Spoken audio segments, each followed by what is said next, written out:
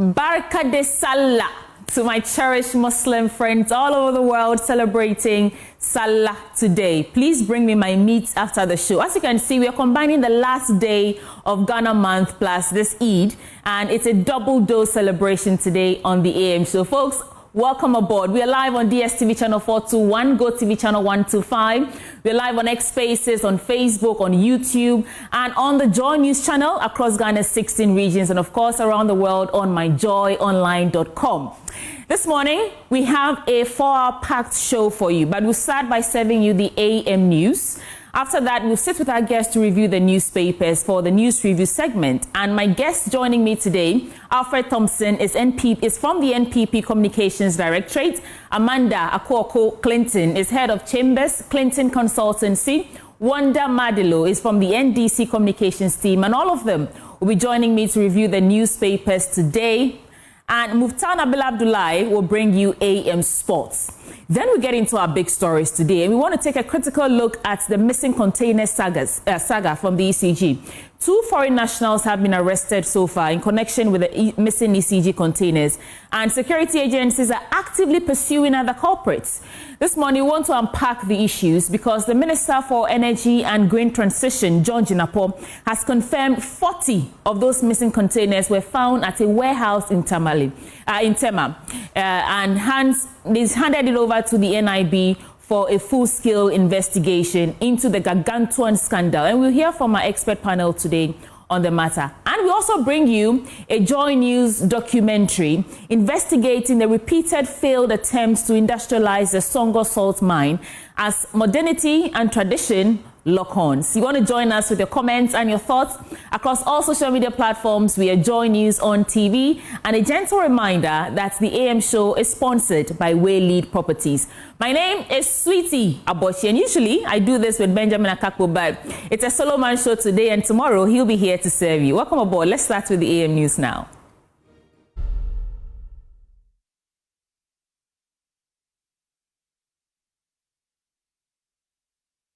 This is the AM News Bulletin on the AM show. Details now. The Speaker of Parliament, Alban Bagbin, has issued a strong warning to members of Parliament, urging them to safeguard the independence of the legislature against what he describes as undue interference from the executive and judicial arms of government. Addressing lawmakers ahead of the parliamentary recess, the Speaker stressed the need for MPs to remain vigilant and assertive in upholding the principles of separation of powers. He cautioned that any encroachment by the other arms of government could undermine parliamentary democracy and weaken the institution's ability to effectively perform its oversight, lawmaking, and representational roles. Ghanaians witnessed a new tone and style of debates in Parliament. I've been here since January 1993, and I know what I'm talking about. But I want to caution the leaders against the dangers of political polarization, erosion of public trust, fragmentation of the institution, and threats to national security. This could push it into the hands of the executive or judiciary. If we continue to go the way we are going, we will be subsuming ourselves under the executive or the judiciary. Or if you are unable to resolve your own differences, others will resolve it for you. And that will erode the public trust and confidence in the institution of Parliament. Now, Ashanti Regional Minister Dr. Frank Amakuhene says he remains unfazed by the region's historically hostile stance towards the governing NDC, vowing to prioritize and lead development efforts in the region. The region, considered the political world bank of the opposition New Patriotic Party, continues to remain a political pillar, though the NDC made inroads in the last election. Addressing the tertiary education network of the NDC, Dr. Amakuhene says he is undeterred by the opposition he faces in the region. As regional minister and the representative of government and the Excellency of the President, to make sure that the region flourishes and government business thrive in the region. I am here to make sure that everything that concerns you and concerns team and concerns the youth wing is something that definitely will concern you. So I'm here to make sure and give you that assurance that anytime, any day, knock on my doors, I'm there to make sure I provide the support that you need for your activities as well. As regional minister and in a very coastal region, in this region, if you take, say, 10 people, you have 6 of them as it stands now being with the opposition and 4 being with the ruling government. And it's extrapolating from the results we had from the last or the previous elections. With that in mind, you should definitely expect that if there is any region that will be out and loud and the greatest critic of this government, definitely will come from the Ashanti region. And if you see us still doing our best, don't think that, oh, these people, everything you do or anything you do for them, they will still talk, well, are you still putting in your best and all that. Even if no one appreciates our efforts, remember that we have at least 4 out of 10 people in Ashanti region who appreciate what His Excellency the President is doing for the people of Ashanti. Now, as Muslims across the country and indeed the world conclude the holy month of Ramadan, President John Dramani Mahama has called on Ghanaians to embrace unity and religious tolerance to foster national peace and development.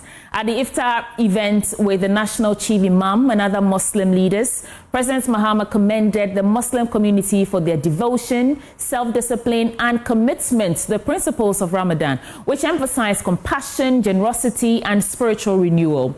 He urged all citizens, regardless of their religious background like me, to draw inspiration from these values in promoting social harmony. Of charity.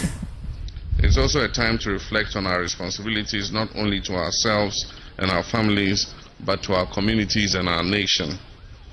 The principle of self-discipline, compassion, and unity that Ramadan instills in us are the very principles that must guide us as a nation as we embark on a new journey to reset Ghana.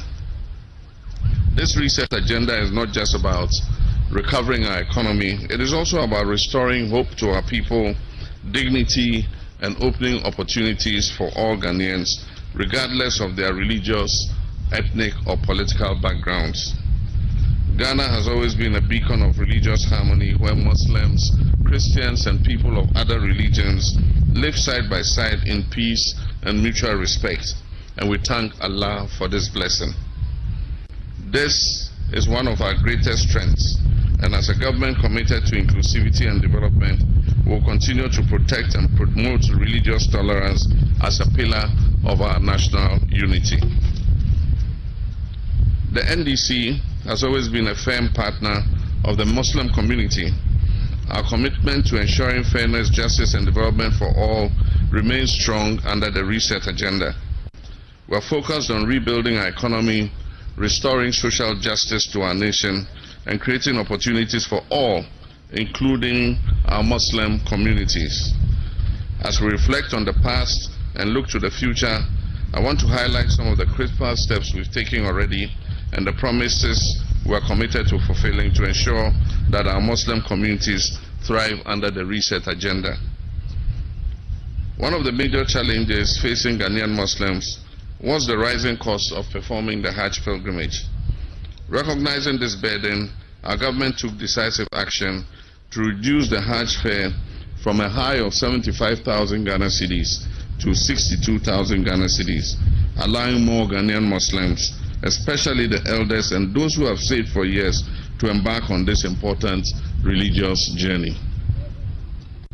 This intervention aligns with our broader goal of ensuring fairness in national policies and making sure that all citizens, regardless of their financial status, can fulfill their spiritual obligations. The president further called on faith leaders to continue fostering interfaith dialogue and cooperation, emphasizing that Ghana's strength lies in its diversity. He also announced some interventions by his government to reset the economy. As we believe that a nation can only develop when its people are empowered with knowledge and skills.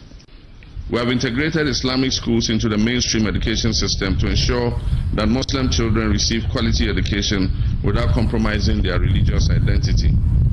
We will construct community-day senior high schools in Muslim-dominated areas to increase access to secondary education. We will provide scholarships to brilliant but needy Muslim students to study in higher education both locally and abroad, especially in areas of medicine and engineering. By investing in education, we're investing in the future of our Muslim communities, ensuring that the next generation is well equipped to contribute to national development. There are several programs we are rolling out, and we expect that our youth in the Muslim communities will participate. We're rolling out entrepreneurship and skills training programs to help young people start and sustain businesses. This is called the Ejumara program, and it will train and provide capital for 10,000 young people every year. And it is my hope that most of our Muslim youth will take advantage of this. We are going to facilitate access to microfinance support for small businesses in our Muslim communities and Zongos. This is under the Soyeya Fund, and it was a cardinal promise in our manifesto. We're also going to invest in small-scale industries and local enterprises to create sustainable jobs and economic opportunities. These are agribusiness, poultry rearing, and all other income-generating projects. Unemployment is a national challenge, but we're committed to ensuring that no Ghanaian is left behind in our national recovery efforts. Chief Imam, Ummah, Muslim Ummah, good health is the foundation of a productive society. And so as part of our research agenda, we're going to expand healthcare facilities in underserved Zongo and Muslim communities. We're going to upgrade existing hospitals and clinics in these communities to improve service delivery. We're going to provide primary free healthcare, especially targeting deprived communities. And we shall introduce local mobile clinics to provide healthcare to these communities. We'll expand the livelihood empowerment program to cover poor households in our Muslim communities. We believe that healthcare should not be a privilege but a right. Our Chief Imam, Muslim Ummah, my dear brothers and sisters, the reset agenda is about building a Ghana that works for everyone. And therefore, our promise is to strengthen the Zongo Development Fund, ensuring that it is properly structured and efficiently managed for real impact. Expand support for Islamic education and religious institutions, ensuring that Muslims have the resources they need for both spiritual and academic growth. And in this regard, we are in talks with the Ghana Muslim Mission to absorb their new College of Education so that we'll have 2 Muslim colleges of education, Al-Farouk and the Ghana Muslim Mission College of Education, so that we can train more Islamic teachers. We will also continue to promote interfaith harmony and national unity, reinforcing peace and stability that Ghana is known for. The Deputy Upper West Regional Chief Imam of the Al-Sunnah Wanjama, Sheikh Ahmed Yaqub, has called on Muslims to embrace tolerance and lead exemplary lives for others to emulate. He stressed that the behavior of Muslims should reflect the teachings of the Quran, emphasizing that it should not only be about preaching, but also about internalizing and practicing the values enshrined in the Holy Book. Reporting by Joy News Upper West Regional Correspondent Rafiq Salam. According to the Al-Sunnah Wal-Jama'ah, Aswaj, the sighting of the crescent at Saboba, Tema, and Saudi Arabia brought to an end this year's month of fasting. Per the rules, Muslims are required to fast for the entire month of Ramadan, which typically lasts for 29 or 30 days. Fasting is the 4th obligatory pillar of Islam. Hundreds of worshippers of Aswaj in the Ward municipality converge at the Ward Senior High Technical School for the 2-rakat open prayer. The young, old, and persons with mobility challenges, majority of whom gorgeously dressed in white apparel, took part in the congregational prayer. They were led in the prayer by the Upper West Regional Chief Imam of Aswaj, Sheikh Mohammed Gauss Daud. Assalamu alaikum wa rahmatullah. Assalamu alaikum wa rahmatullah. In a sermon delivered after the prayer, Sheikh Mohammed Gauss Daud called on Muslims to rescue all forms of hatred, hypocrisy, and bickering, which will enable them to be on the good side of Allah on the day of judgment. We should know ourselves and know who we are. We should stop bickering and lay our lives for the religion. We shouldn't look for worldly things, but what God has planned for us in the hereafter.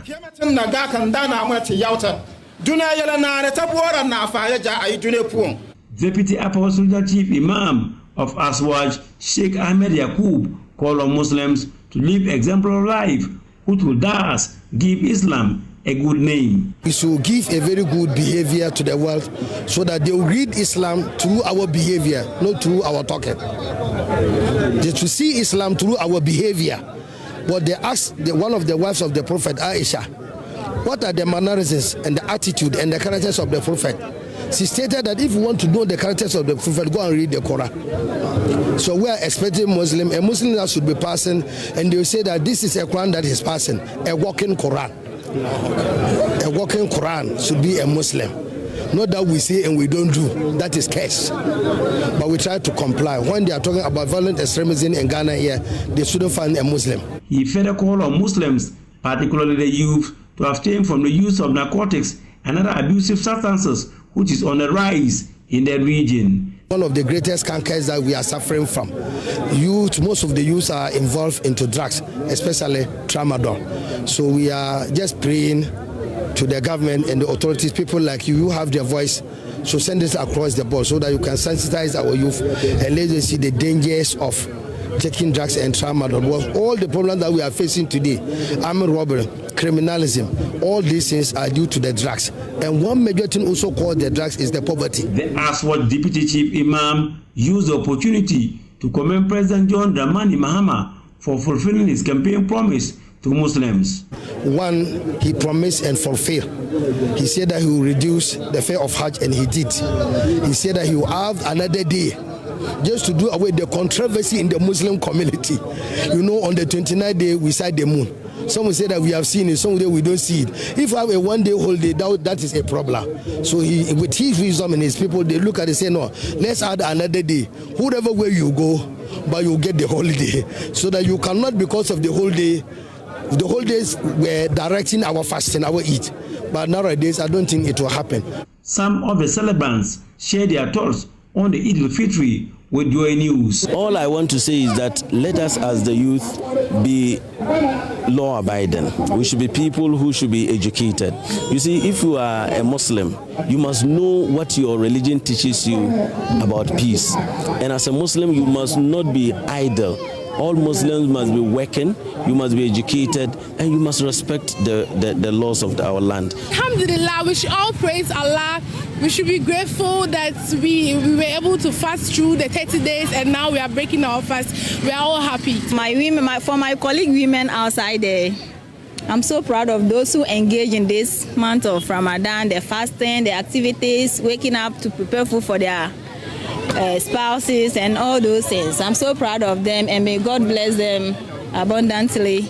Reporting for Joy News, Rafik Salam. Wow.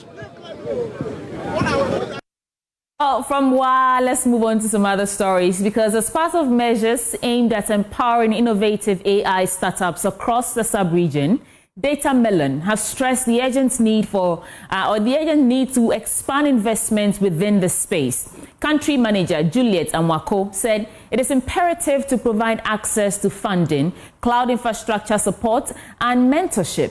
She spoke to Joy Business at the Data Melon AI Ignite Pitch event.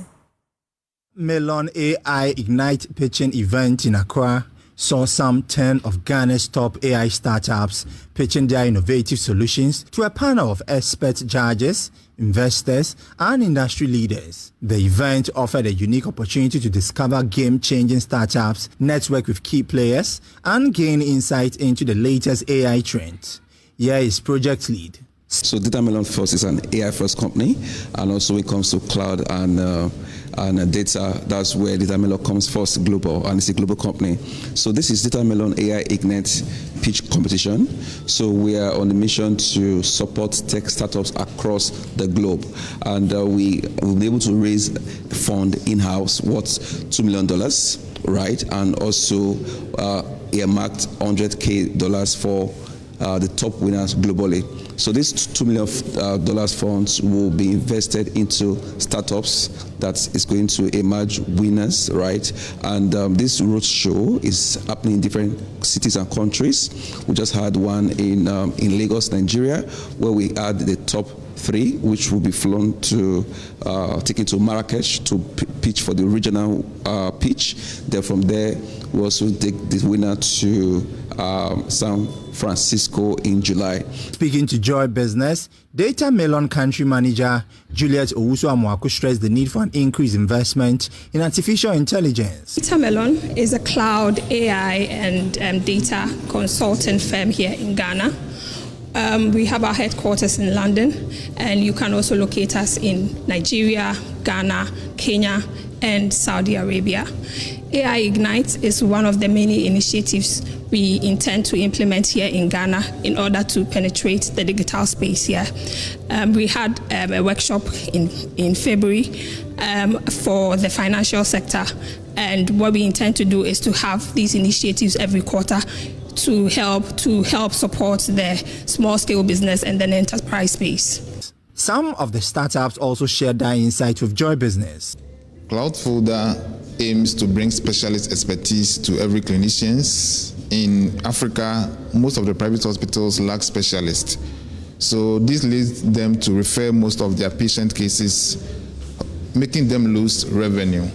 My AI solution is called iAgro. It's a precision agriculture platform powered by AI that uses drones, satellites, and sensor data to help farmers grow better yields for less. So the problem that we're solving is global food security. Mahama Afenyo of Frederick Care AI emerged as the winner of the pitch event, followed by Frederick Monk of Aya Data and Wisdom of Cloudfolder. Let's do some business stories now. Economist Professor Patrick Esuming says the increase in policy rate to 28% is likely to stabilize the Ghana cedi and improve macroeconomic conditions. According to him, despite the increase in the lending rate, business would benefit from the cedi stabilization, and he spoke to Joy Business on this. The problem is that as the treasury bill rates were coming down, there was an anticipation that the Ghana reference rate will start following suit and the lending rate will come down. But it appears that the central bank probably think that that's too early. So perhaps the much expected reduction in the lending rate that businesses expected probably will not happen as soon as they want. I think, there are many ways to look at it.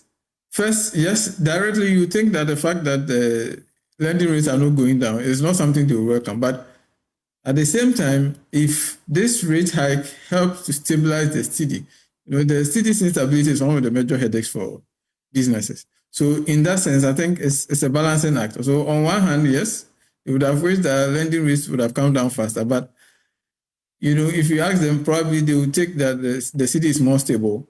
And then also inflation becomes a little bit more stable. The macroeconomic environment improves.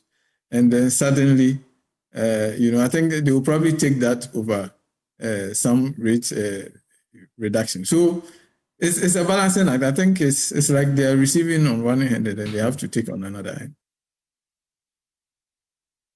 In other business stories, Blochem Industries Limited, producers of Bell Aqua mineral water and Bell beverages, yesterday donated packs of Bell products to the National Chief Imam, Sheikh Usman Nuhu Sharbutu, ahead of this year's Ramadan celebrations. Here is Marketing Manager of Blochem Industries Limited, Magnus Day. Are here today because this month is a holy month of Ramadan for our Muslim brothers and sisters, and we are here to demonstrate our solidarity with our brothers. This holy month is a very important month for them. The values of the month are ones we greatly share in, it demonstrates commitment, it demonstrates compassion, love, and sacrifice. And so we are here to tell them that we greatly share in these values. But most importantly, we are thanking them for the support that they have given us over the years. The Muslim community has partnered with our business since inception. And truth be told, our partnership is nothing short of great. There are products that we have even formulated specifically, for instance, for the Muslim community. So it demonstrates that we so much appreciate the support from the Muslim community. So we are here and humbly donating these few items, wishing them Ramadan Mubarak. And we are saying that when they prepare their iftar meals, these products will come in really handy. And the products include Belakwa, it includes Bell beverages, assorted beverages of course, and also our Bell pack tissues for wiping their hands after cleaning their faces and wiping their hands after food.